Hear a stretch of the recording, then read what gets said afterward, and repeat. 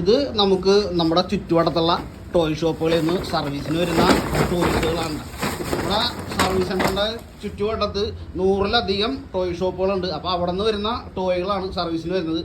ഇത് കസ്റ്റമർ ഉപയോഗിച്ച ടോയ്സുകളല്ല, അവരുടെ ഷോപ്പുകളിൽ വന്നിട്ട് മാനുഫാക്ചറിങ് ചെറിയ ഡിഫക്റ്റും കാര്യങ്ങളൊക്കെ വരുന്ന ടോയ്സുകൾ നമ്മുടെ ഷോപ്പിൽ കൊണ്ടുവന്ന് സർവീസ് ചെയ്ത് പോകുന്ന ഐറ്റംസുകളാണ്. ഷോപ്പുകളിൽ നിന്ന് സർവീസിന് വന്ന ടോയ്സൊക്കെ ഒരുപാട് കാശ് മുടക്കുന്ന വർക്കൊന്നും ഷോപ്പുകാർ ചെയ്യിക്കില്ല. നോർമലായിട്ട് വരുന്ന വർക്കുകൾ മാത്രമേ നമ്മളെ കൊണ്ട് ചെയ്യിക്കുള്ളൂ. ഓവറായിട്ട് വരുന്ന ടോയ്സുകൾ അവരൊരു മൂലക്ക് മാറ്റിയിടും. അതേ സെയിം ടോയ്സ് വേറെ എന്തെങ്കിലും കംപ്ലൈൻ്റ് ആയിട്ട് വരുമ്പോൾ അതിൻ്റെ സ്പെയർ പാർട്സ് നമ്മളെ കൊണ്ട് മറ്റേനകത്തോട്ട് എടുത്തിട്ട് അത് റണ്ണിങ് കണ്ടീഷനാക്കി ഇടും. അങ്ങനെയാണ് ഷോപ്പുകാർ കൂടുതലും ചെയ്യുന്നത്. പുറത്തുള്ള കസ്റ്റമർ എടുക്കുന്നത് ഞാൻ ചെറിയ ടോയ്സിൻ്റെ സർവീസ് എടുക്കൽ കുറവാണ്. കാരണം എന്താണെന്ന് വെച്ചാൽ നമുക്ക് ഇതിൻ്റെ സ്പെയർ പാർട്സുകൾ കിട്ടാൻ ചാൻസ് കുറവാണ്. അതുകൊണ്ടാണ് പുറത്തുള്ള കസ്റ്റമർ എടുക്കുന്നത് ഇതേപോലത്തെ ചെറിയ ടോയ്സുകളൊക്കെ നമ്മൾ സർവീസിന് എടുക്കാത്തത്.